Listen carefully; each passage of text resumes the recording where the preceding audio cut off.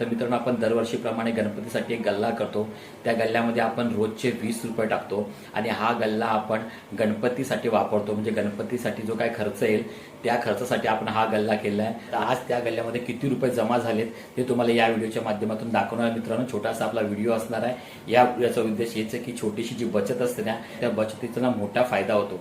अप्पा मोरया बोललेला आपण या साईडला राहिला थोडासा.